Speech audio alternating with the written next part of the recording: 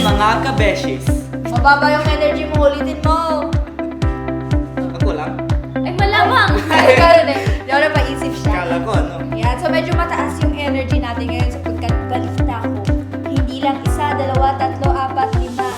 Anim, ito, walo. Madami pa. Madami pa. Maraming filled yung ating kabeshi ngayon at talaga namang na-enjoy natin yung ating episode. Kurt, isa namang post ng boomerang dyan. Boomerang pero Boomerang, kabayo hindi lang siya eh. wala. Oh, ikaw na, konting clue lang ha, huwag mo ibigay lahat. Para naman na niyo may element of surprise. Ikaw una, and welcome back naman. Yes! Dito ka kayo ulit! Oh, di ba? So, bukod sa ano, mahilig siya mag-boomerang, ano siya, mahilig daw siya sa purple, pero ang suot niya, nakikita ko, pink. Grabe, ang dami pa rin ibigay. Talagang ginawa natin secret parang clue. Okay, ikaw Kurt. Ano, balita ko, isa sa journalism. Isa siyang isa. Journalist! Journalist. Mahilig siya sa journalism. Mahilig sa Okay, journalist. Ako, balita ko naman. Student. Ay, din balita ko mas may marami. Oo, Na, et cetera, et Kasi, cetera. kasi nung nung nakita namin muna ni Kat, pagpasok namin. Oo. Ganon, talagang admiration. Siya nakapokus sa souvenir. So, huwag na natin dagdagan kasi of course, kailangan natin bigyan ng element of surprise yung mga kabesyo natin. At talaga namang mamaya siguro ma-enjoy nyo. Katulad ng pag-enjoy namin at ng special guest natin. Ang episode na kaya mga kabesyo, sit back, relax, at mag-init at ang channel dahil magbabalik pa ang Rise Up Piqueño! And welcome back mga kabeshi at welcome back din sa'yo, Kathleen. Yes! Yan. I just woke up. Ay, woke up like this, gano'n. I just Pakita mo woke yung belt mo. Ito to, galing sa ano. Wala, galing lang sa closet ko. O, Ano diba? lang yung bumagi? Bago matulog, mag-belt muna tayo. Yes. Oh, gano'n, no, diba? Ako galing sa front ko. So, ayan. Ngayon mga kabeshi, kasama na natin ang ating napakaganda na special guest. Talagang pinaghandaan ang episode natin ngayon. So, kabeshi, pakilala mo naman yung sarili. Hello mga kabeshi, I am Ruta Suga, 21 years old. You can call me other names kasi yun lang talaga yung pangalan ko. And I am a journalist. I am also a psychology student and I love purple pero naka-pink tayo ngayon. And so I'm very grateful to have myself as a guest dito sa Rise of Piqueño. Yun, di ba? Kompletong kompleto. Okay, medyo may alam na tayo ngayon kay Ate Ruth. So, sino magtatanong sa inyo, Jack and Poy? Jack and Poy. Bagsakan na father. One. Father? Oh, ikaw. Ay, winner pala yung nagtatanong. So, who are your proud parents? So I am the argumentative, antithetical daughter Wow! of Why Milagros vocabulary? de Sugo and Arbel de Sugo. So I actually have my mom with me here today. Yun, very supportive Nanonood si siya. Mother, Yes. di ba? Kasing pretty ni Ate Ruth. So ngayon, Kurt, explain mo yung mga adjectives na ginamit ni Ate Ruth. Ulitin mo ano, Ate? Ano yung ano una? Argumentative, Oh. antithetical, dream girl, or daughter. Kung di mo ma-define, spelling mo na lang. Oh. Mas lalo. Mas lalo. No comment. Nag-believe na lang siya from Taylor Swift song. Ano yung title ng Taylor Taylor Swift song? Actually, di ko rin alam. Ay, hindi na lang. Pero narinig ko lang siya, so ginamit ko rin siya dito. O, sikat na ngayon magtatanong. So, ilan kayo magkakapatid, ate? So, I am the eldest among 3 siblings. I actually have a younger sister and a younger brother. Kompleto sila dito. May younger sister, younger brother. So, anong feeling ng pagiging isang panganay? Well, nakaka-pressure kasi as expected dito sa Philippines, di ba may culture tayo na yung panganay siya yung magiging breadwinner or mag-handle ng ganun. responsibilities na aalagaan yung ibang kapatid or para, alam mo yun, para maging successful tapos ikaw na rin yung susunod na magsusustento sa kanila. So it's actually a very heavy responsibility on my end. Pero as much as possible, I really want to be the supportive ate and very, very family-oriented na panganay. So, may I know din, alam mo ba yung age gap nyo na mga kakapatid? Actually, very surprising yung age gap. Yung sa amin nung middle child, 7 years. 7 years. Tapos yung bunso, 17 years. So, bale, Malaki pala! Oo. very wide yung gap. So, minsan, magkakaiba kami ng personality. Pero sometimes naman, we can still bond with each other. Hindi naman siya difficult for us to, magsama-sama. Yes. Kasi usually kapag malaki na yung age gap, di ba, ng mga magkakapatid, lalo na if yung panganay and bunso, like me, yung kapatid ko, mas malaki pa yung age gap niya actually.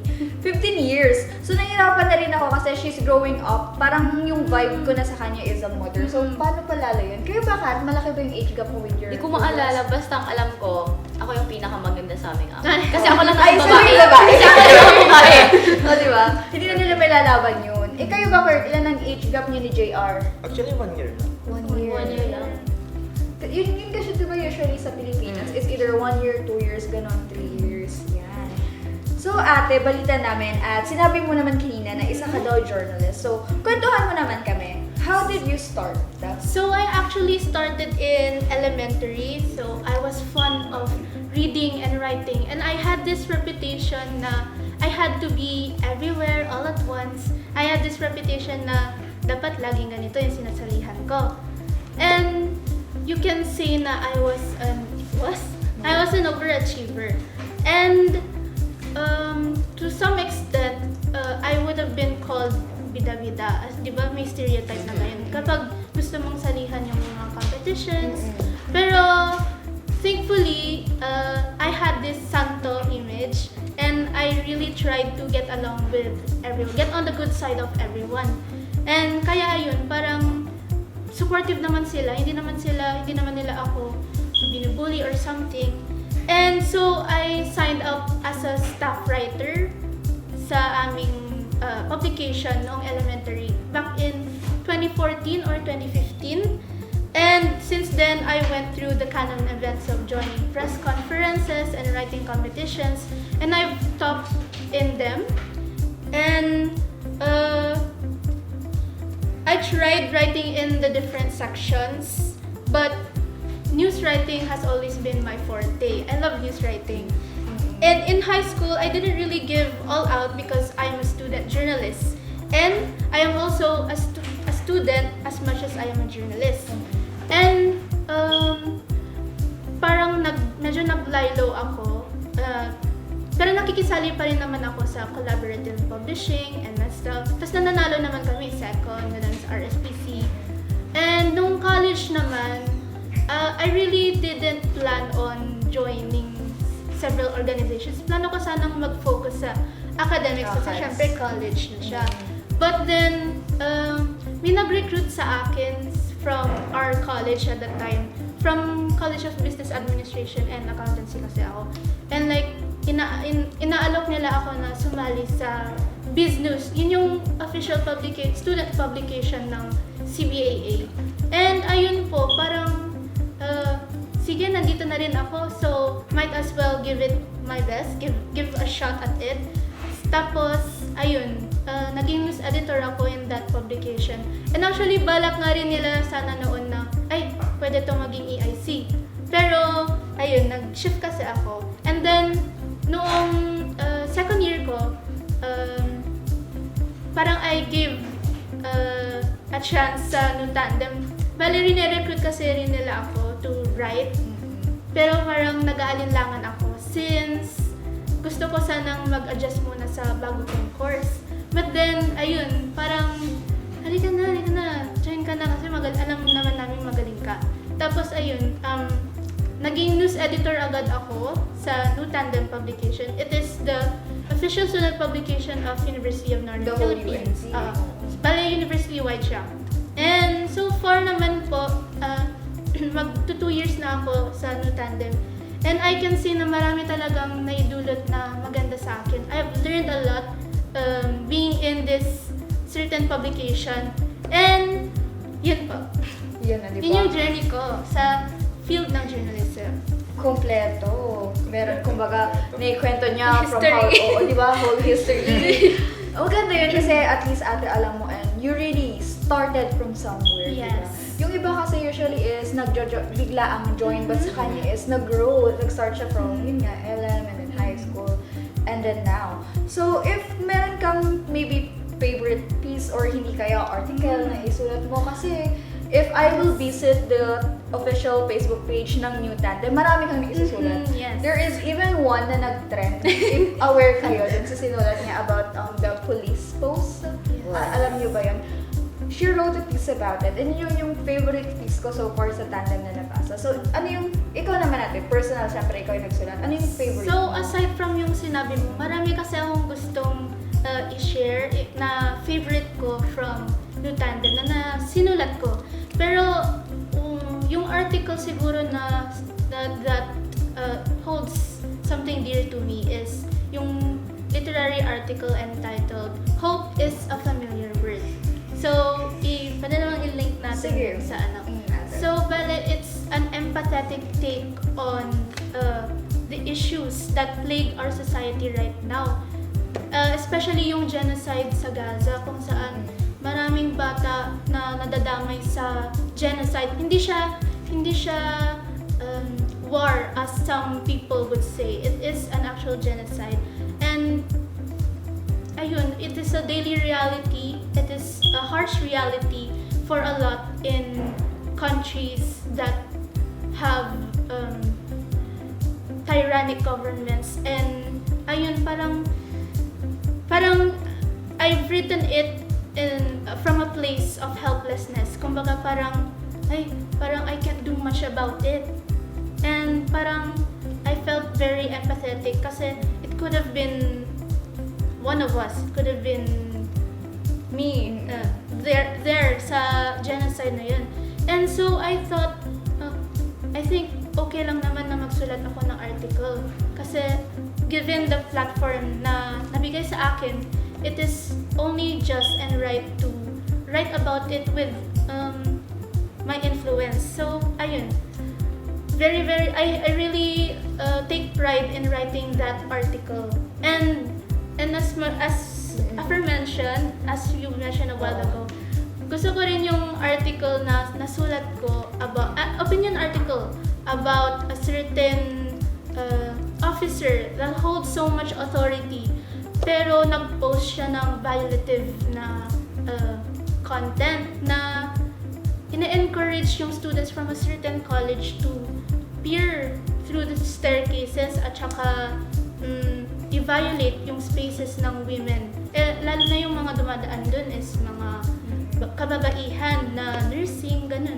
So, I thought na siguro may limits kasi kami sa pagbabalita. No? Hindi naman namin kukuha agad yung information. May limits ang publication. So, I think it's better na mapag-usapan agad yung issue. Although, parang marami namang nang nagsispeak up about it. But I still wanted to amplify their voices kasi malaking platform ang New Tandem since marami siyang followers. And so I think it would be a good opportunity and instance na dapat i-amplify natin yung sinasabi ng mga victims ng certain experience na yan. And ayun, mina-mention nila na na-violate na yung Safe Spaces Act or RA 11313. Ayun, tinapagan ng batas. So, ayun. Yun. If I can remember, ang title niya is Hindi Tanawin ang Kababaihan. Yes, hindi tanawin ang kababaihan. O, diba? Ang ganda ng mga sinusulat actually ni Ate Ruth kasi at least it's about life itself. Yes. Like you said nga na it could not just happen sa kanila, what if it could happen sa Yes. atin, sa hindi kaya sa sarili ko mismo. So yun nga maganda kasi kahit pa paano is you bring so much life Yes. sa inaan mo. Gising pa ka ba kayong dalawa? Yes. Diba? Na-mesmerize ako. Kita ko yung admiration sa mata ni Kathleen talaga kanina. Hindi kasi like, as one of the editorial writer, actually, pen isn't just about expressing your opinion. It's about informing them din. Yes. Parang it's the other way around na instead of voicing out, pwede mo nalang isulat. Tapos ayaan na lang sila magbasa and to comprehend. So yan, dun na-admire ako. Ikaw, ano? Ginagalaw niya kanina pa yung teddy bear. Oo, di ba? Relate. Ano kaya yung pinakano yung teddy bear? Kasi Kasi baby. kapag nagsusulat kasi tayo usually, mas marami kasi siyang nire-range, especially with the use. So yun na yung advantage Yes. mismo ng social media ngayon, that yun nga, we create pages or hindi kaya mismo from an article or like a single post. Mas marami siyang nararating. Kasi usually, di ba, if you just voice out to a certain group, hindi lahat nakikinig. May ibang audience Well, tayo. actually, since noon, ever since na naengganyo ako with like certain voicing up with about certain social issues sa SOCMED ko, parang nagtuloy-tuloy na nun. And I thought, what if gamitin ko rin yung platform ko as a journalist? And remember everyone na ang publication hindi lang siya for documentation, hindi lang siya para mag-keep ng record about events, certain happenings. We also function as watchdogs of our community, and we are also responsible to voice out yung mga issues na kailangan mapag-usapan kahit uncomfortable siya na mapag-usapan among ourselves. Kasi important na magkaroon ng change and action from yung influence natin. And it starts with ourselves kasi Yes. mga kabeshi. And yun nga ate, usually kasi yung mga tinatawag natin na uncomfortable or hindi kaya yung mga topic na maybe explicit or hindi kaya mahirap pag-usapan are the ones na pinaka-importante na talagang itakal natin about. So ngayon, Kurt, ikaw naman yung susunod na magtatanong. Since ang tahimik mo. Isa ka rin daw student leader at student achiever. Kwentuhan mo naman kami tungkol dito. So I've actually been holding leadership positions since elementary. Pero parang ano lang siya, class mayor, class president. Pero aminin natin, mabigat na yun na responsibility. Kahit na mas onti lang yung nasasakupan mo. Pero noong high school, nagpatuloy pa rin naman na I've been class mayor and class president. Pero in senior high school, I joined the Student Council of St. Paul College of Ilocos. It's called the Coordinating Board of Students. And yung role ko noon doon is Secretary General. And nung this college naman, I wasn't really planning on joining leadership na positions or councils. Pero inaya kasi ako ng mga peers ko na sabi, sumali ka. So, I thought it wouldn't be wrong naman to join. It wouldn't hurt naman. And I joined the presidential management staff of the UNP Student Council. And ako yung MS for Instruction noon. So, bale, ako yung in charge noon na mag-ensure na yung execution ng mga activities na pinaplano ng mga officer namin, talagang na isasagawa talaga siya. But aside from that, I also did perform roles beyond yung assigned na responsibilities sa akin. So, bale, parang ako rin yung nag-edit ng maths noon, parang publication material. Ako rin yung nag-audit noon ng mga binabayad sa nasa Reddit Shark Store. And ako rin yung nag-organize noon ng mga ibang events na parang if like hindi available yung isang officer or kasama ko sa staff, ako rin yung gumagawa noon. And I think I've learned a lot throughout the years na nag-serve ako in our schools. And I think nahasa rin yung skills ko sa communication, editing, and ayun, just my development in general as a student and as a student leader. Yan. Ayun, all around si Ate Ruth, no? Grabe. Kuhang-kuha yung lahat. So, if babalik ka ate, if ever, sa leadership, let's just say, di ba, may chance ka ulit na magkaroon ng position or hindi kaya maybe an organization sa loob ng school. Ano yung napupusuan mo or ano maybe yung gusto mong salihan? Siguro, actually I planned, hindi naman plan, parang I thought of considering a psychological students organization, yung PSO. Yun yung mandated, accredited organization ng program namin. Also, and gusto ko rin sana noon mag-join ulit sa SC. Pero I thought of focusing on New Tandem muna. And gusto ko rin sana sumali rin noon sa peer facilitators organization ng UNP. Though volunteer naman ako ngayon, pero hindi naman ako officer or something. And gusto ko talagang mag-focus muna sa isa. Kasi mahirap naman if... Sabay-sabay Oo, talaga. yes, Oo. yes. So, yun nga, you are a student leader, an achiever, and at the same time, you're a journalist. Paano mo nababalance yung time mo? Yun yung pinakamahirap na part na yun. Kasi there will be certain times na, let's say, sabay-sabay yung activities, and then you have your workloads, of Yes. course, sa academics. So, what do you do? Meron ka bang like, way to manage your time? Or meron ka bang sinusunod na schedule? Or, let's say, checklist kung paano mo makikita if ano na yung tapos na?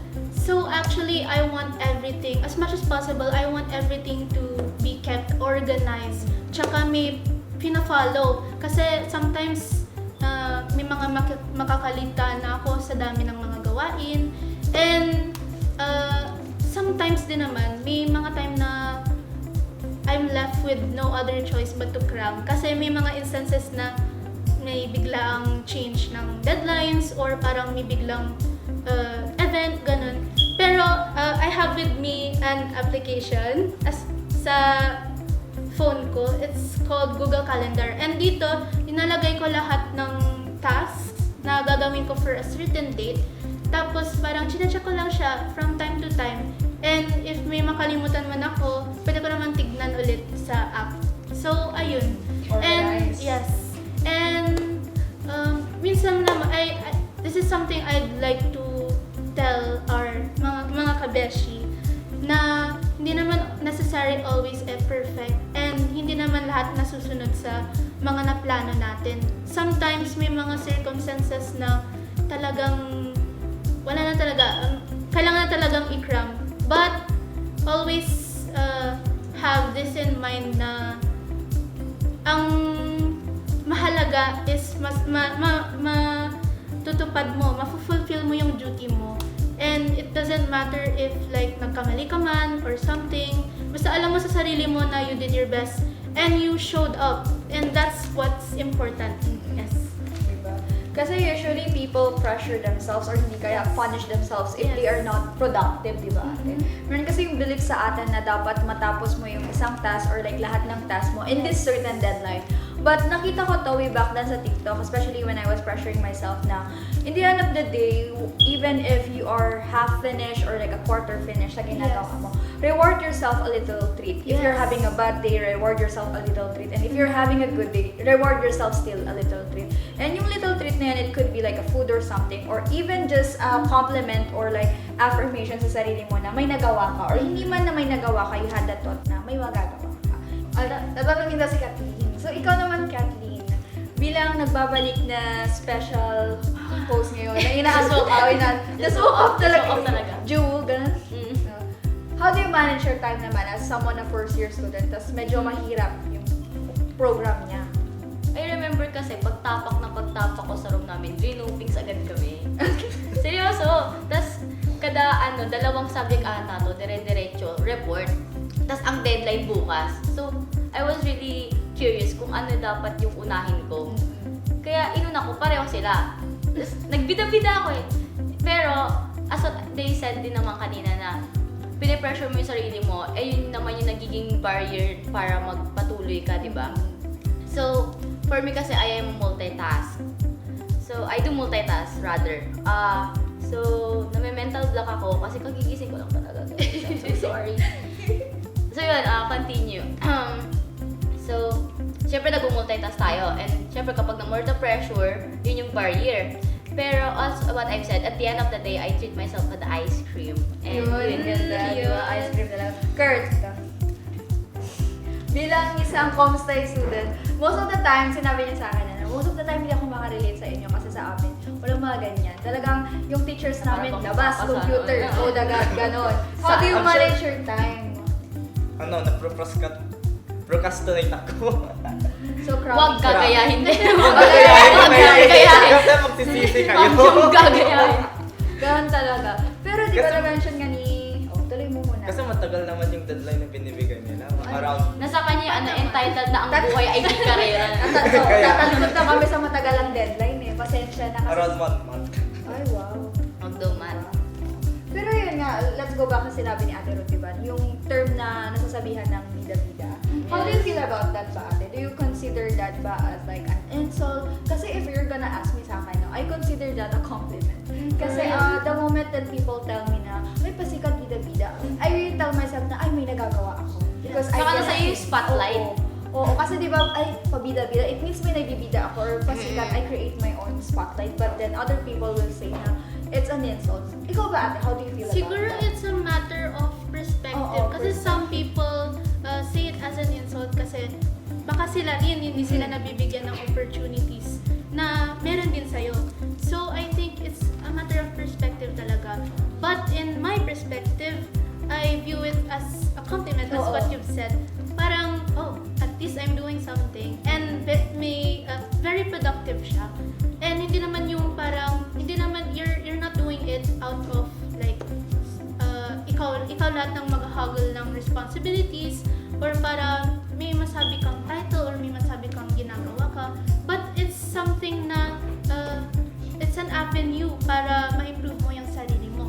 And in the process, baka maka-inspire, maka-influence ka rin ng ibang tao. And that's what make it productive.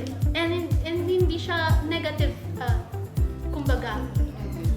And if you receive something negative, mga kabeshi, let's try looking at it positively. Parang ganun, di ba? Like, if maybe it's an insult or hindi kaya your judgment, i-turn nyo into criticism. Kasi not all the time yung binibigay sa atin ng mga other people is criticism talaga na mismo. Judgment talaga na it will break you. Like sabi nga nila, di ba, you cannot change the way they think or you cannot change the way how they say things to you or how they react sa'yo. But you can, di ba, you can change how you react about it. Yun, di ba? So, Ate Ruth, balita namin you are also into photography. Another one. So, ano to? Hobby mo lang ba ito or maybe talagang gawain mo or photojournalism ba? Parang ganun ba siya? Well, sa publication, sometimes nag-photojournal din ako. But it's more of like a coping mechanism. Kumbaga. Parang more of a coping mechanism siya in a way na I get to express myself in photos. And parang I will capture the moment without thinking yung mga responsibilities. Parang ganun. It's like something that would ease my stress and overstimulation sa mga bagay-bagay. Yes. So, ano yung usually na parang tinitikan mo ng pictures or hindi ka binibigyan mo ng photoshoots? Well, actually, I love taking photos of cats. Ay, Sa cats. sa UNP kasi, marami Ay, tayong hamster pala. Ano yung mga alaga ni Kuya? Ang alaga ni Kurt, hamster, turtle, ibon, Model na aso, Magre-race ng Fish. zoo. fish. Oo, fish. Yan, sa mga kabeshi daw natin dyan na may alam na nagbebenta daw ng ferrets, naghahanap siya. O, di ba? Pipicturean na daw ni ate, ano? Meow daw. Pili ko nagpaparinig si Katin ng photoshoot, kaya nag-meow-meow sa gilid. Mau. O, di ba? So, kapag may mga nakikita akong cats or sa university, parang tinitake ko siya. Actually, sa college nyo may Si Trojan. Si Trojan. Yes. And parang nakakagaan lang sa loob na i-take a photo of animal or a pet na pwede mong, alam mo yun, parang kapag tinitignan mo lang siya or with with its presence, parang gumagaan na agad yung loob mo. May pet ka, ate.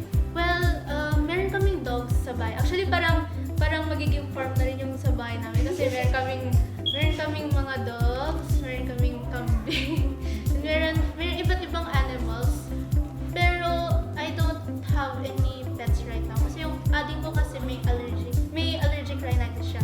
And kapag may contact siya with animal fur, parang nagdadiretso siya ng sneeze. Una ba yun? Yes, and pero if I had a chance, siguro I'd keep cats and dogs. Yes. Kurt, kung dadagdagan pa natin yung 10 na animals ng iba't iba, ano yung idadagdag mo? Owl. Bakit? Another bird. Kasi meron siyang African lover ba? African Oo, lover. anong pangalan? Chirp, chirp. Actually, Kami owls din are, actually. are symbols of intelligence and foresight. Nung tinanong ko siya ate, bakit hindi ka kumuha ng owl? Natatakot kasi ako, baka kasi pag natutulog ako, gumanon yung ulo niya sa akin. Yung ano, Kal- 270 degrees yata yung pag-ikot ng ano. Ulo nila? Oo. Kaya, malay mo. Kapag gabi magugulat ka na lang. Nandito mo, gano'n. Tapos, Tumingin sa likod mo ano. ano yung sound ng owl ulit?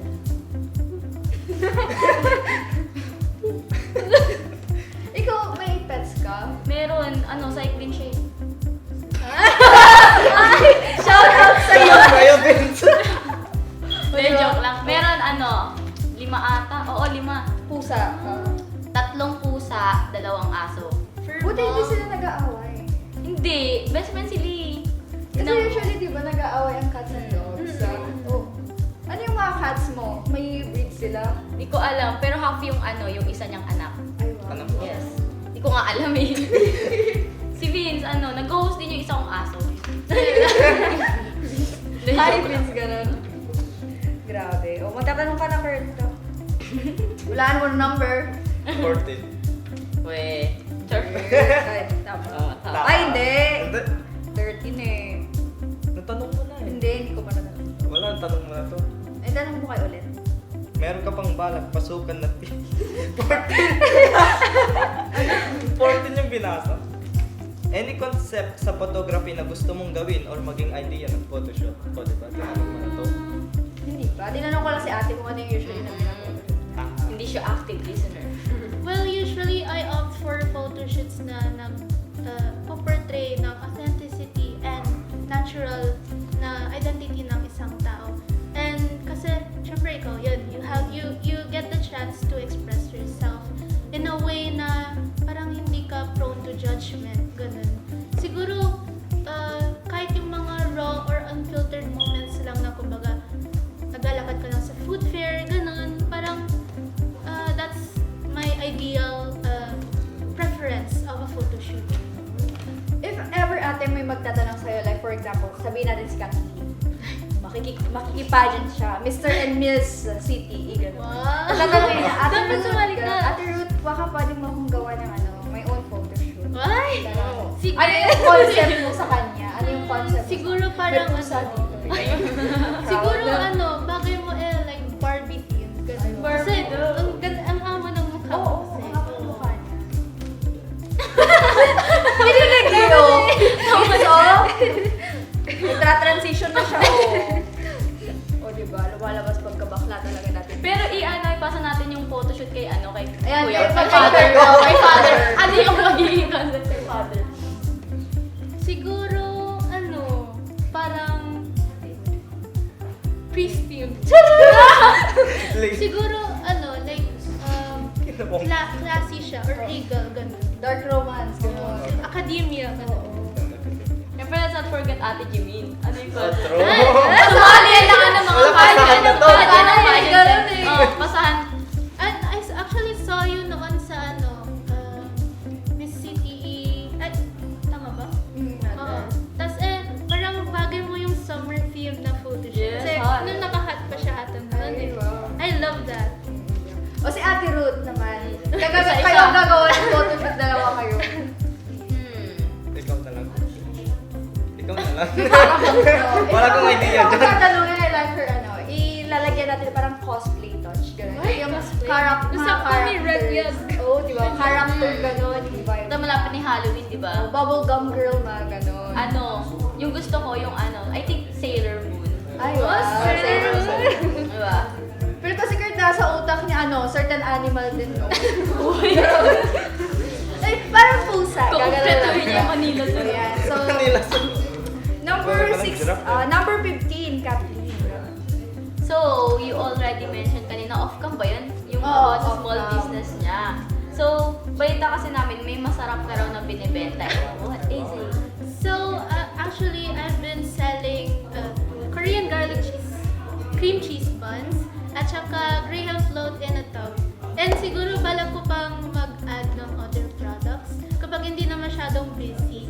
And with the help of my mom, kasi siya yung gumagawa ng mga ibinibenta ko sometimes. And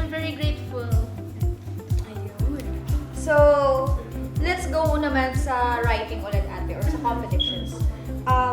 Nakasali ka na ba sa any competition when it comes sa pagsusulat? May it be like, let's say, literary or like academic? Well, I've actually been in a lot of competitions. College-wide, university-wide, provincial-wide, regional, and Wow. even nationals. Noong elementary ako, I joined this congress, Poly Congress na kung saan yung mga sister school namin, Polinian schools, and nag-gather for a press conference. And dito, nanalo rin kami ng iba't ibang awards, silver, gold, ganun. And noong, recently, we've joined yung 2025 National Media Conference. It was sponsored by SPAM Incorporated, School Papers Advisors Movement. And hindi man kami nakakuha ng awards for our events, pero we've gained a lot of experience from the whole conference. At saka nag-guest speaker din doon si Ivan Mayrina, and I was stunned kasi nakikita lang natin siya sa national TV kapag nag-anchor. Kaya ayun, parang it's a defining moment in my journey as a journalist. Pag journalist kasi talaga, as someone din na journalist, siguro ganun din yung mararamdaman ko. Kapag makita mo yung idol, ina-idolize. Mine kasi is si if I'm not mistaken, Cara. yes, Cara. same, Cara same, David, same. yes. I love her documentaries. Si Miss Cara David. And how about you naman, Kat? Aside from Cara David, nakikita ko lang, tayo na if she's a journalist, Jessica Soho. Ay, oo. Yung yes. pag-voice out niya kasi super. Oo. Ang ganda ng mga ano niya eh. Ikaw, Tsaka, sino ka? Sino ka? Sino ka? Ako si Kurt ka. Sino favorite mo? Sir? Gas-gas sa Sino yun? Gas agad gas. Actually, wala akong alam na sa journalist na yan. Cancel. Cancel na rin ako. Ganun. Actually, gusto ko rin yung sinabi ni, Oo. like, si Jessica Soho kasi nag-cover din siya once sa Iraq ba yun or Iran? Parang rinis nila yung lives Lives nila nila talaga, for oo. to report on an event na maraming na oppress, ganun, and maraming naghihirap. Kaya I think it takes a lot of courage to actually go to that extent for the sake of pursuing the truth. And tsaka bilang din kasi yung mga tao na kayang maging ganun kasacrificial kahit na riniris na nila yung lives nila para lang ma-voice out yung mga issues na kailangan talaga nating pag-usapan and hindi lang mag-turn na blind eye on. Oo. Lalo na yung mga topics usually, let's say, political ones, di ba? Bihira lang yung kaya magsalita about them, especially. Yung mga journalists kasi talaga is, they're like, kahit yung like, let's be real about it. Yung, even yung paa nila minsan, yung isa, nasa hukay Oo, niya. Ganon yung yes. bayan niya talaga. Kaya, imagine if you're a journalist, tapos mag-speak out ka about a very crucial topic, tas yung kalaban mo is hindi lang talaga yung katotohanan, but like, certain people or like organization na lahat-lahat. Syempre may takot sa'yo, but then being fearless for the truth and for the people. Kasi kailangan ng tao ng katotohanan. Kasi if no one is going to speak the truth, then how will we know the truth? Actually, parang sinasabi nila, it's one defining moment na parang mapagsasabihan ka about a certain topic na sinulatan mo. Like for example, may sinulat akong article about our president and it was very controversial and maraming nagsabi sa akin na, be careful lang ha kapag magsusulat ka. So, parang sa aming journalist, parang nakaka-proud na yung parang mapagsasabihin ka na, ay, hindi mo pwedeng isulat yan kasi baka maano ka, parang ganun. And it's actually something that I take pride in kasi I mustered up enough courage to write, to use what I have para lang ma-voice out yung mga issues na yan. Kailangan na talagang mapag-usapan. Kasi if walang mag-speak up, then magiging bystander na lang tayo and kumbaga parang magsaside na rin tayo with oppression kapag ganun, di ba? Yun yung sinasabi ng iba.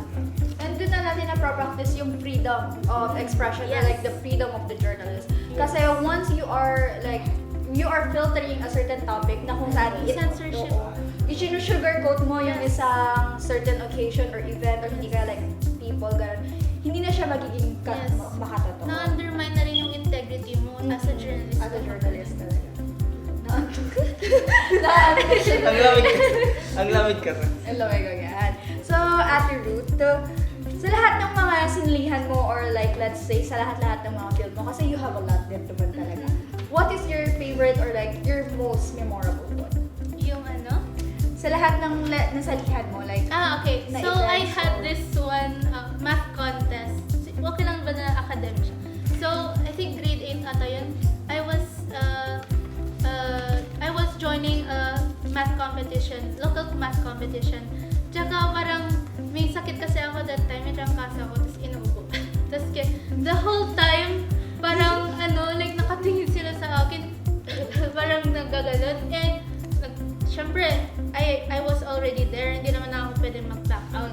Tsaka masikip kasi yung classroom that time na pinapasukan namin. So, I just had to keep it in, pero parang di ko talaga mapigilan. And so, parang may nagtitinginan na ako ng ibang contestants. So, grabe naman, sana lumabas na to. I can't go out naman. So, hindi naman yun yung favorite moment ko. But I think it's the most memorable one. Yun yung nag-stick with me. And siguro meron din yung moments na kapag magkakasama kayo, especially kapag press con, may mga moments na magkakasama kayo. For example, nasa out of town. Recently kasi pumunta kami sa Pampanga. And yung di kami familiar with the roads doon, yung mga daanan. And we really nag-jiwap pa nga kami noon doon kasi hindi talaga namin alam kung saan yung daan mapunta doon. Pero it was memorable for me. It was bearable kasi kasama ko yung mga kapwa kong journalists na parang same rin ng struggles yung pinagdadaanan namin. So I think that's yun yung nagkukumpleto sa moments na mga like sa press con or mga leadership congress. It's the company na nagpapatibay sa experience mo. tatanong ka na next.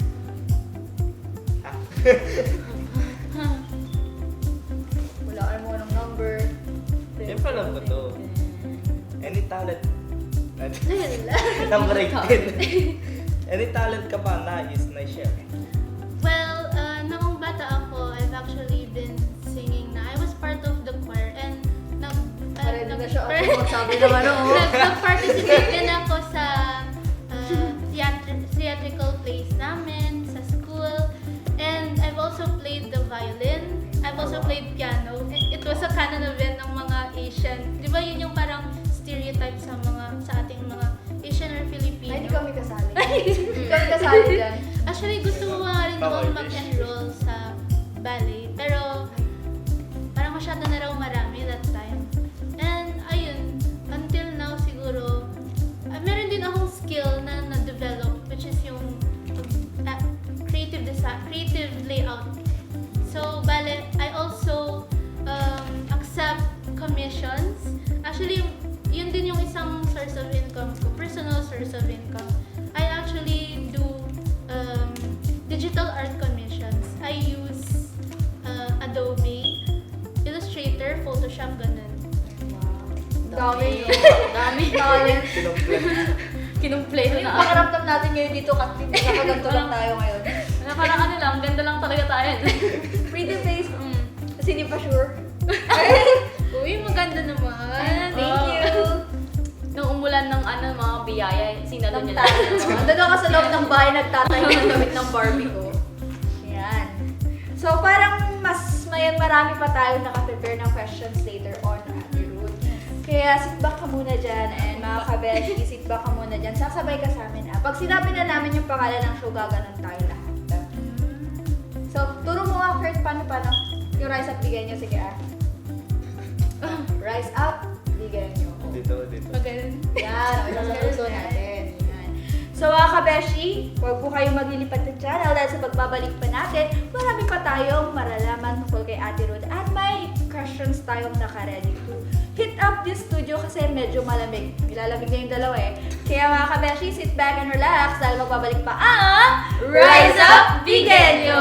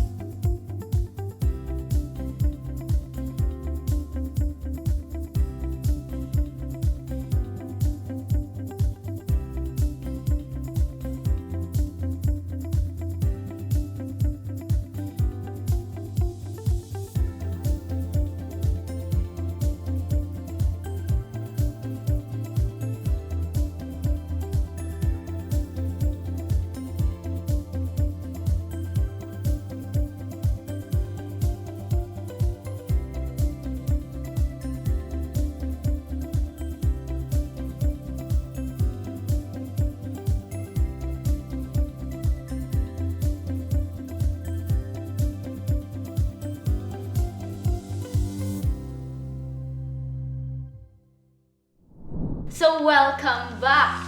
Mainit na ba tayo? Mainit na. Dali Hindi na. na Ba't tayong iinit? Wala lang tayo eh. Mainit na ba tayo? So, ang tanong, handa na ba si Ate Ruth? I'm born ready. Ay, Di mo sure? Yung mga ano dito, di ba yung mga nag-guess parang lalabas sila ng may... parang ano, sige na lang, no? Oh. Sige na lang. Hindi siya ready. Oh, una ka. Ha? Una ka. Ha? Oh, basahin Mahirap mo. po yung ano. Basahin mo yung question. Kaya mga kabeshi, welcome to Rise Up, Rise Hot.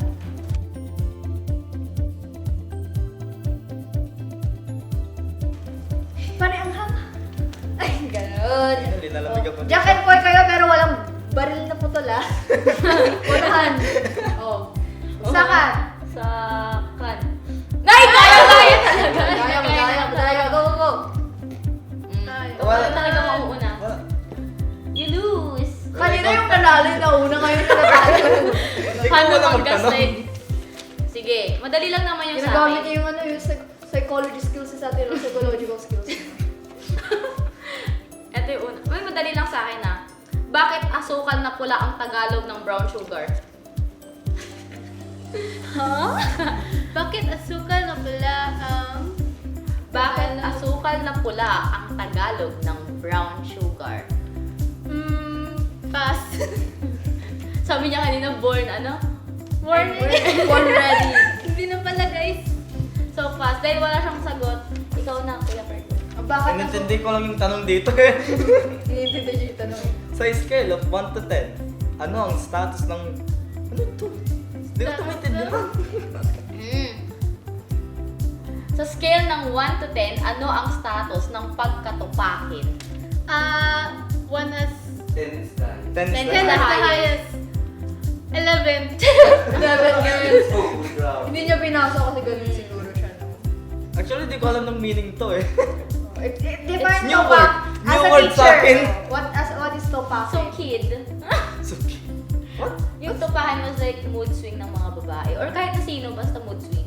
Madaling magalit, madaling mapikon, ganun. Pero as a psychology student, hindi naman tayo pwede maging parang aggressive ganun. So dapat keep being reserved lang or calm. Pero kapag Demure kasama, lang. demure lang.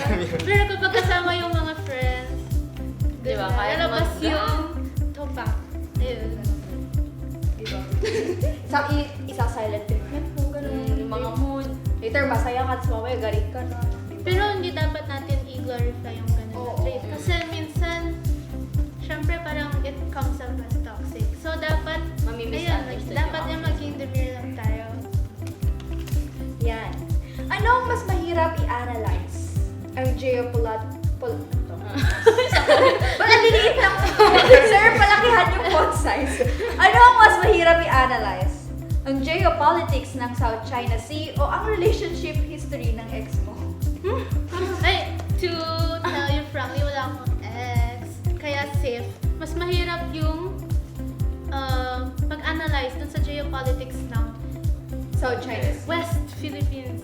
Ayun. Ah. Ang labanan ng 9 dash line at 12 nautical mile rule will be explained by Kurt. No comment. No comment agad. Tanungin natin siya, ano ang syntax error? Ano? May mali sa code. Oh, ganun lang yun. Pag nilapatan mo yan, Java, i-explain niya na agad eh. Yan. Ewan. Sino sa inyong dalawang araw? So, sino ang anak ng tatay at nanay mo pero hindi mo kapatid? Bilis mo tanong. Para mga magpanik siya. Ano, answer? Ako. Bakit? Very good. Pwede ka sa'yo. Anak ng tatay and father niya. Na Pero hindi niya kapatid. Hindi niya Sabi kapatid. niya. One kasi yan ay bugtong-bugtong yan eh. Magaling. Go, Kurt. Complete the sentence. Crush kita parang adobo. Di kita papigilan. Ba't parang tumitingin ka kay Ate G? Tumitingin kay crush kita. Hindi kita mapigilang blank. Ulitin mo, Kurt. Ayusin Complete. mo. Ayusin Complete mo. the sentence. Crush kita parang adobo. Di kita mapigilang blank. Nag-isip na safe. Ipunta sa ref. Wala akong maisip guys eh. Bakit? Para hindi tumigas. Para hindi mapanis. Cut. Cut. Hindi ka di ba Yung tao, pinasok sa ref para tumigas? Kasi kino-compare mo sa tao. Para hindi mapanis yung tao. Yelo yun. Ay, utot yung nasa isip ko eh. Paano mo maipapanalo ang argumento sa inyong nanay kung bakit kailangan mo pang magpuyat para sa papel na Ayan due na. na bukas? So, paano mo maipapanalo ang argumento sa iyong nanay kung bakit kailangan mo pang magpuyat para sa isang papel na bukas na yung due date? Actually, nandyan yung nanay ko. Kaya baka Sampol mo eh. Actually, parang naman, hindi naman siya nagagalit na as in kapag nagpupuyat ako. Kasi naiintindihan naman niya yung hirap as a student and as a journalist din. Marami kaming mga hinahabol or parang ine-edit na kailangan i-beyond yung bedtime, yung supposed na bedtime. And naiintindihan naman niya yung role ko as a student. Kaya kapag siguro pinagsasabi na ako, naiintindihan ko naman. So I just let her na magsabihan ako. And hindi na ako masyadong parang wait lang, parang ganun. So I could say na I'm very grateful to have a mother na parang concerned sa academics ko and sa health ko most importantly. Kasi recently kasi I've also been struggling with blood complications tsaka parang weak na immune system. So naiintindihan ko kung nagiging concern siya sa akin or nag-worry siya sa akin. Kinabahan kami lahat ng interview eh. Nakatingin kami lahat. Sabi kayo, baka di mo kayo comment. Nag-post si ate rin ako doon. Uy, pero yun yung mahirap kalaban natin. Are you anemic ba? Yes. Ayun, anemic din kasi ako. So, hindi talaga ako pwedeng magpugyat. Sometimes 7 o'clock tulog na ako or even 6:30 gano'n, nakakatulog na ako. Kasi when I pass around 9, wala na nahihina na ako. So, when I have papers and everything, ginagawa ko siya sa madaling araw sa akin. Para hindi ako napupuyat. Ikaw ba, paano ka maggawa ng paperwork? Wala. Kapag nag-start ako, gusto ko tuloy-tuloy. Eh, si Kuya Kurt, paano naman? Huwag niya yan tanungin. Ano yan eh? Ano yan? Tutulog na ako around 7, tapos magchat-chat yan. Around 8. Ayoko na, gagano'n yan. Tapos mamaya, 9:30, another message. Sabi niya, hindi ko na kaya, ganito. Tapos hanggang 1 AM nakalagay na dito. Tapos na ako, goodbye, gagano'n na. As in, literal na ang tagal niya mag-code. Actually, as much as possible rin naman kasi. I don't encourage my fellow students na parang All-nighters. all-nighters. Hindi ka all-nighters kasi in the long run, unhealthy rin siya sa atin and nakaka-deteriorate sa health, sa physical health.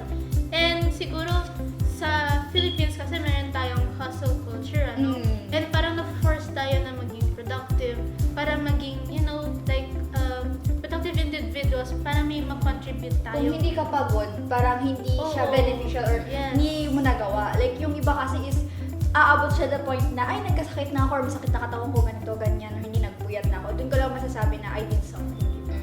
Like, small efforts are not considered efforts talaga sa atin.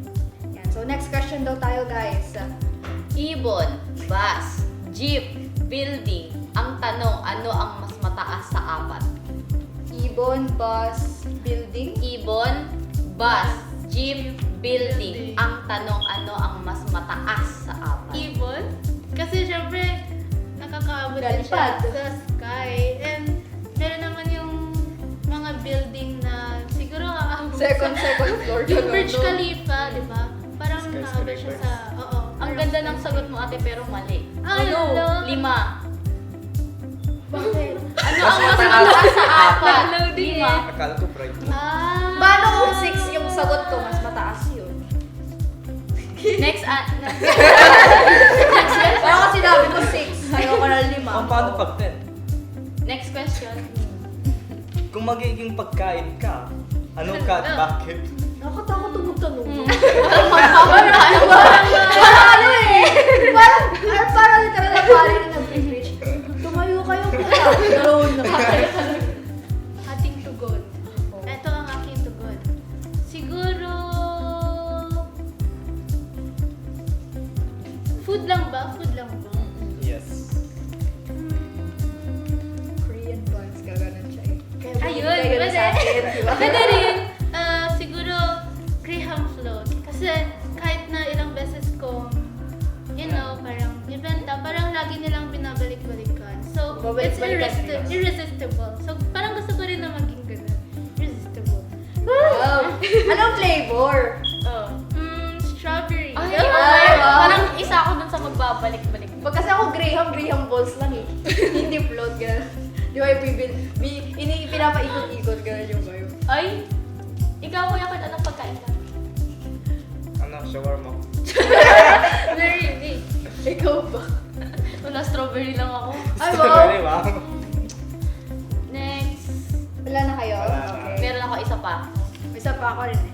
Kung magta-time travel ka, ano ang pupuntahan mo? Yung past tuloy. Yung past or yung future? At bakit? TikTok. Pero hindi connected sa It's buhay really, mo. it's really, Hindi it's connected really sa a buhay hard niya. question. Pero, I think I'd like to go to the past.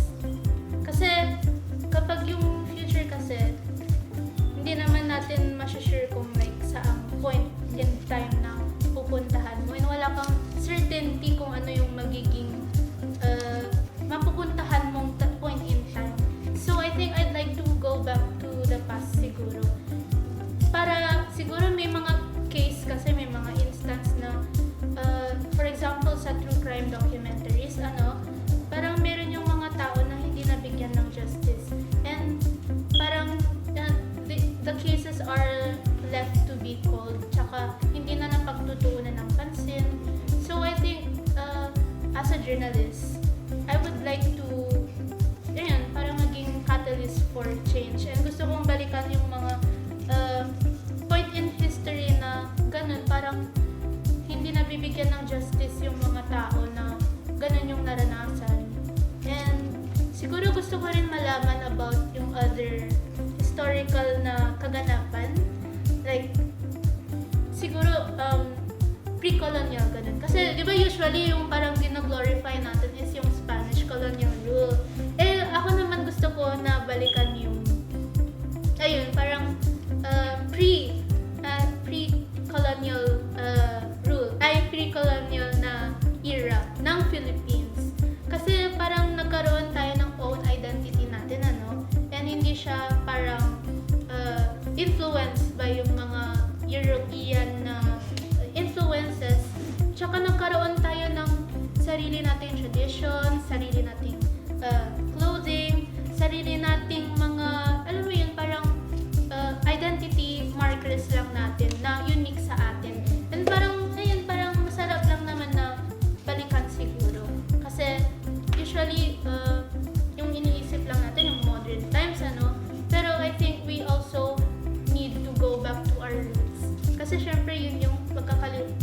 makilanlan natin. Natatawa. Kasi nung tinanong namin siya, sinagot niya ate, past din. Kasi gusto daw niyang balikan. Tignan niya kung ano yung tunay na sound ng dinosaur. Kung roar siya pa daw. Diba? Kaya siya natawa sa gilid kasi at least kay ate Ruth, diba? Gusto niyang makilala kasi. Totoo yun eh. Kasi yung nag-klase kami way back then sa RPH, Reading in Philippine History. Sabi nga nila na our country daw is, we are authentic or we have our own Filipino touch, but then we are mostly absorbing from other Yes. people. Kumbaga like tofu, ganun. Like we wanted to have our own flavor, but at the same time, we absorb so much flavors na parang naging bland na. So, diba? Gusto niyang makita yung Filipino as Filipino itself. So, may isa ka pang question, di ba, Kanika? Total mahilig ako sa ice cream. Kung ang ice ay yellow, ang cream ay yema, ano naman ang ice cream? Sa Tagalog, ganun. Dilaw ng krema? Charot na, di ko Ah? alam. Ang alam ko, sorbetes. Ano yung Sorbetes ba? tanong? Ano yung tanong? Kung ang ice ay yellow, ang cream ay krema, ano naman ang ice cream? Tagalog? Krema.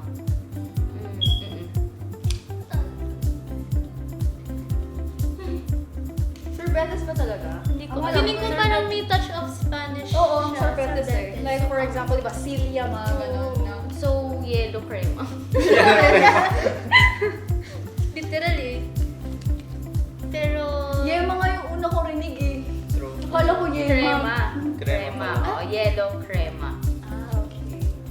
Hindi, pero wala siyang sagot. Hindi ko alam ano Tagalog. Ah, Sorbetes sorbetes talaga. talaga. Sorbetes talaga. Ay, no. Diba? Mag-ice cream tayo mamaya, guys. Sakto kasi like, intramurals din kasi natin, ano. Mm-mm. So, I think... While we were shooting At this, saka yung mga sinabi niya kanina, yung parang comfort food. Oo, treat Ice yourself an cream. ice cream a day. Achievement nating matapos ang episode nito. So yan, Ate Ruth. Ano yung message mo sa mga kabeshi natin dyan na maybe gustong pasukan yung mga field na meron ka but maybe nag-hesitate sila or may doubt sila sa sarili nila. So like a piece of advice para sa kanila. So, ang masasabi ko is, I am not the perfect example of, alam mo yun, of a journalist. I'm not the epitome of intelligence or I'm not the best writer nor the best leader out there. Pero I think I am a living testament of persistence. Kahit na, kumbaga, sometimes na ako ng imposter syndrome, I lose confidence in myself. I've fallen a lot of times at saka marami ng beses na I felt like an outcast or parang I've always walked on eggshells. Lahat ng mali ko, parang naiisip ko na na-absorb ko, dinidibdib ko. Pero I think the one thing na I'd like our kabeshis to keep mind of is that ang mahalaga is you show up. Kahit na siguro you're not the best version of yourself, as long as you have the will and you have the persistence to actually be purposeful at saka gusto mo ma-fulfill yung duty mo, gusto mo magkaroon ng change, gusto mo maging catalyst for change, then you have to take pride in yourself. Tsaka if you want to become a journalist like me, I suggest reading. Read a lot of books, classics. Siguro, kahit yung mga piece lang na ina-upload ng mga school publication, ganun, news articles, websites, it's nice to absorb information, but it's better na mag-produce ka ng own insights mo from that, hindi lang dapat tayo agents ng consumption. Hindi dapat tayo nag-absorb lang. And yung goal ko kasi, gusto ko rin na from that information na na-consume ko, meron din akong ma-produce na other information or siguro pieces of advices or learnings na siguro makaka-influence rin ng ibang tao. And I'd also like to share with you rin yung mga, okay lang ba? Like Sige yung lang, mga ate. binabasa ko na genre. Oh, wow. Ayun. So, I have here na, like, kapag gusto nyo ng thriller novels, Ang favorite author ko is si Dan Brown. Yung famous na ano niya, yung work na is yung The Da Vinci Code. It's actually very interesting. And siguro medyo uncomfortable siya, unconventional. Pero, ayun, parang maganda siyang basahin as youth. Then, kapag fantasy, meron si Ransom Riggs at V. Schwab. So, bale, I like their stories kasi hindi siya yung usual na parang, like, yung tao naging animal or something. May mapupulot ka talaga na learnings from these books. For romance naman, I'm not really a fan. Or like, hindi ito yung go-to na genre ko. Pero I would like to recommend Jane Austen. For young adult naman, ito, gusto ko talagang i-share yung The Little Prince ni Antoine de Saint-Exupéry. So, yun yung book na nag-inspire talaga sa akin na, alam mo yun, parang we're becoming adults, we're becoming full-blown adults. And kapag magre-reach ka ng adulthood mo, hindi naman mawawala yung childhood mo. Kumbaga, it's just an extension of your childhood kung saan makakapasok ka na sa real world. And dun mo mapupulot yung actual na nangyayari na harsh realities na makikita mo. Pero the child in you will always be there. Parang yun yung lesson from that certain na book. I also read yung for Filipino literature, yung favorite author ko siguro is someone sa Facebook, si Megan Dorothy Brew. So I actually love her pieces kasi very raw and Megan Dorothy. Yeah. Nababasa mo din yung Ate, I am actually a writer of Facebook. Way back then when we started, si Megan Dorothy, sila yung mga kasama ko way back then naman nagsusulat kami. But I do not write with my own name. I go under a pseudonym, and up to now, I'm still writing under the pseudonym. But yeah, yung mga sumikat is like si Megan Dorothy, Yes. if I'm not mistaken. Meron pa yung sila Kirel, if you know them. Yes. Yes. Kahit actually yung mga yung local pieces of media, yung mga alternative or like indie na works, parang sila pa talaga yung may substance. Though maganda pa rin yung classics, pero iba pa rin yung dating kapag like About alam mo yun, life. yes, Oo. about yung parang dito mismo sa Philippines, so parang ganun. Society natin. I'd also like to si last one. Luwalhati Bautista. I'd love to read more of her books kasi magaganda talaga. Ayan. So, ayun, parang natuturuan naman tayo noon, no, high school tayo or elementary or even in college, kung paano mag-spot ng fake news. So, in the word itself, fake news. So, ang news kasi, di ba, it's based on factual information. Meron yung who, what, where, when, why. Kapag naman meron yung isa doon na factor na parang hindi siya credible, hindi siya, Tagilid na. wala siyang substance, or medyo tweak yung information, ayun yung sinasabi nating fake news or half-truths. So, hindi kasi lahat ng nakikita natin on social media or naririnig natin in real life, totoo siya. Hindi dapat tayong maniwala agad. Kasi, syempre, we have to stick to what is true. Siguro mahirap din naman kasi i-spot ngayon, considering na meron na yung AI, di ba? Meron na yung parang, merong iba't ibang problems na nagpe-plague sa society natin, including yung AI. Though, maganda naman siya when we use it right. Pero kapag kasi may mga nade-disseminate na very, very problematic, tsaka nagpo-promote siya ng mistruths, doon na napupunta yung negative implications niya. And to spot those, mahahalata mo naman if like, seryoso ba to? Tama ba to? Saan ba yung source nito? Saan nanggaling to? Credible ba yung mga nagsulat? Credible ba yung pinagmulan ng information na yun? And is it factual? Is it timely? Is it relevant? Baka kasi minsan may instances na may mga nagbago na pala sa information na yun. And we should always be open to new information. Kasi siguro may instances na akala natin fake news. Pero yun pala parang may nagbago lang. So, it's all a matter of trying to point out kung ano talaga yung totoo.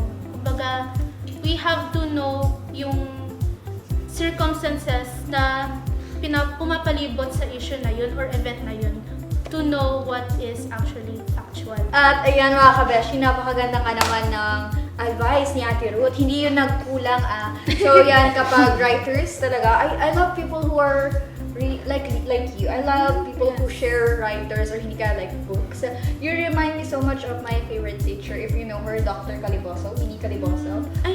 I've heard of her. Yeah, Tsaka oo. yung may talagang Yun nga. impact siya sa college yun. Yes. And the whole UNP itself, Yes, like yes. Little Prince, sa kanya ko nag-start Yes. ng basa ng Little Prince. Ayun nga, sila Megan Doherty, sila Liwalhati Bautista, like, dekada 70, bata-bata pa Yes. nakaginawa. Yung mga yun, mga kabeshi. And of course, let us remind ourselves, always fact-checking.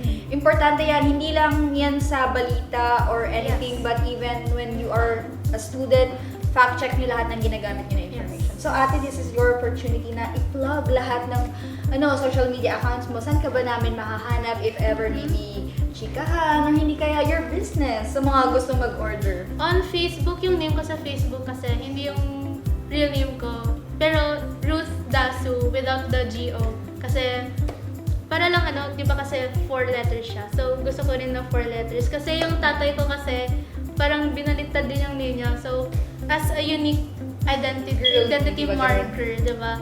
Gusto ko rin na magkaroon ng, parang personalization.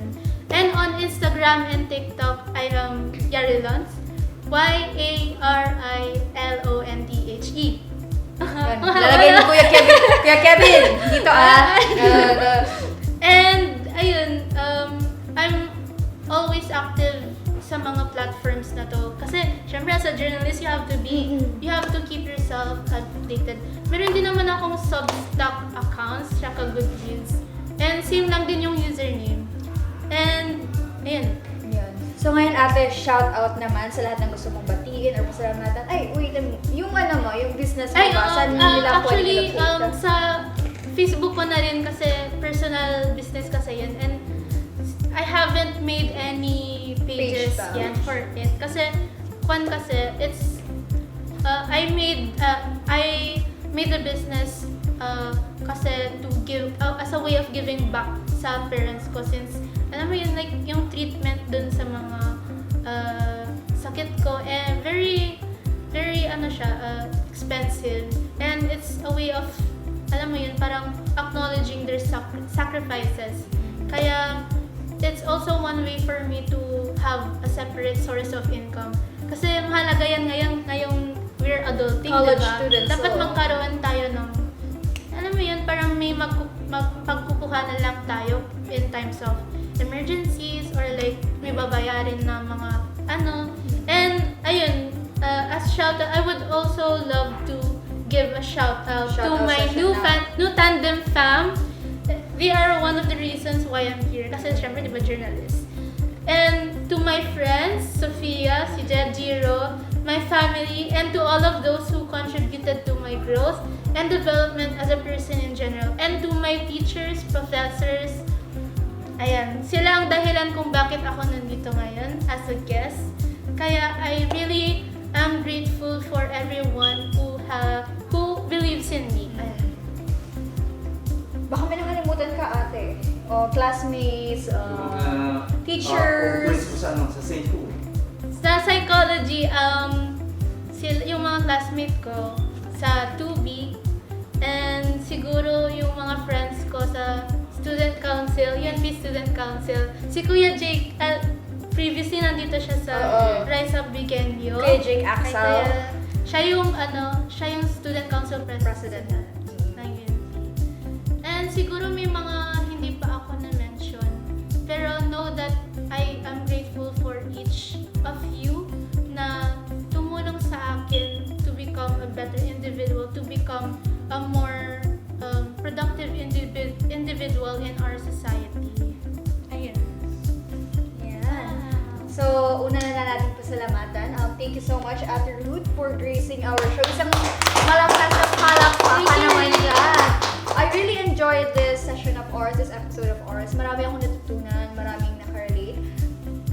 lahat, of course. No comment. Ano ba yung meant kasi? Wait lang kasi Kurt. Nakarelate si Kurt as someone na yun nga when it comes to Sa schedule, o di ba? Sa animals. O di ba? Yun, maganda kasi, yun nga, marami tayong nabigay na advice sa mga kabeshi natin, marami rin tayong naikwento ng story. You are inspiring, I would say that, and nakaka-proud. So, we would like to see you go far pa. Kasi malay natin, di ba, like, now on, ina-idolize natin sila, Cara David.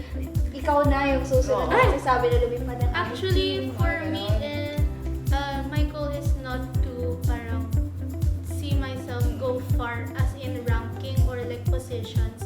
It is yung fact na nagiging productive member ako, may kino-contribute ako to society. That in itself is what makes everything na ginagawa ko as success fulfilling. already. Yes. But also to add that, kasi di ba kanina narinig ko, meron siyang parang mga nagwi-weak sa kanya na I'm not the best, parang ganun ka, di ba ate? Oo. Yes. And para like to show my gratitude to you, instead of saying thank you, I want you to remember or to be stand as a reminder na hindi porke sinabi nila na hindi ka the best, just remember that there will be always a one person and I am that person Yes.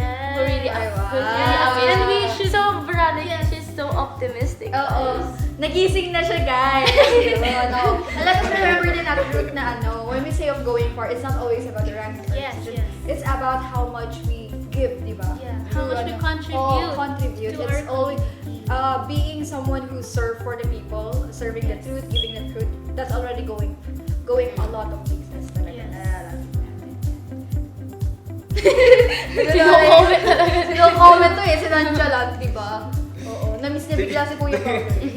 Yan. So, once again, Ate Ruth, maraming salamat for gracing our show. At gusto na rin namin, of course, magpasalamat sa City Government of Vigan na pinamumunan ng aming Mayor Randy Singson, to our Vice Mayor, Attorney Glendale Benson, to the 9th City Council, of course, sa mga nagtatrabaho dito sa City Government of Vigan, to the city heads, sa mga city employees, to the TV Gun Productions sa SEPO, of course, to our editor, Sir Eric Gascon, editor tuloy, sorry sir! Sorry, producer! Sorry sir Kevin, accountability, diba? Sa aming producer, minsan kasi editor natin si Sir Eric, ine-edit niya itong mga photos natin na nilalagay sa My Day, of course, yan na. Sa aming cameraman, si Sir Jericho Rosales, Pinaka-pogi. ano pangalan niya? Sir Con lang ang alam namin eh. Yan. So our editor, si Kuya Kevin, sa lahat. At of course, do not forget our YouTube channel, our Facebook page, Vegan Production. Like, share, subscribe, ring the notification bell, share, and rise up. Bigyan nyo kasi malay nyo like Andrew Ruth, kayo na yung next na uupo dito. Shout out session na. Una na kay Kat. Si father na. Hindi, last daw yan. Next na ako. Next ka na. Sige, I just want to say thank you for accepting me again because Hindi ka namin hindi kasi Ay, kagigising ko lang, syempre. Alam niyo yun, tinanggap niyo ako pa rin kahit kagigising ko and I just woke up ganun. And then I just Siya lang want yung to... magigising na kilala ko na pang yung eyeliner. Kaya, Tinulog na lang ang eyeliner. Hindi eh. natulog. Yes, mala Snow White kasi ako. And to my 7 dwarfs, isa na dun si Kuya Kurt. I just want to say thank you to Sir Wayne, to my teachers, and to my multo na course na pinasukan ni ate. And yun lang naman. Ikaw na, father. May nakalimutan ka, magtatampo yun. Hindi, okay na yun. Na-mention ko na sa kanya sa ano siya, di ba? 7 Wonder Pets. Kala ko dwarfs. Hmm? Dwarfs. Oh, dwarf ka nga, father. And sa lahat ng nanonood ngayon, guys, happy viewing. Ate Ruth, ikaw, may dagdag shoutout ka pa ba? Baka may nakalimutan ka. Huh? Nandiyan sa Sabi ko na po. And I would like to thank my ever-supportive mother. Nandun siya sa likod, nanonood siya. She actually helped me prepare for this. She, hinatid niya ako papunta dito. Oo. And lahat ng mga competitions ko, she always makes sure na nandun siya as a stage mom. Or kahit mo nang manood or mag-show ng support. Kaya I'm very grateful to have a supportive and understanding mom like my mother. Palakpak! Ang galing ni Tita, you can really see that Tita raised such a well-mannered and gorgeous daughter, o diba? Yan, made me remember, hi mama, miss ko na rin yung mom ko. Yung mom ko kasi is, yun din, kasama ko siya lagi sa mga ganito. But then, I had another sister kasi ate, like I said, age gap namin. Yun, so hi Glay. Wala na pa bang pahabol na shoutout yung dalaw dyan? Go founder. Go for it. Ayan, at ayan nga mga kabeshi, nasa akin ang teddy bear ngayon. Isa na namang napakagandang episode ang ating naibigay para sa inyo na talaga namang may natutunan tayo. Kaya para sa mas marami pang talentaryo dito sa syudad ng Vigan at even sa buong Ilocos Sur sa probinsya natin, huwag na huwag po kayo magsawang sumuporta sapagkat of course lahat tayo magra-rise up. Ako si Jimena. Ako si Kurt. And I'm Ruth.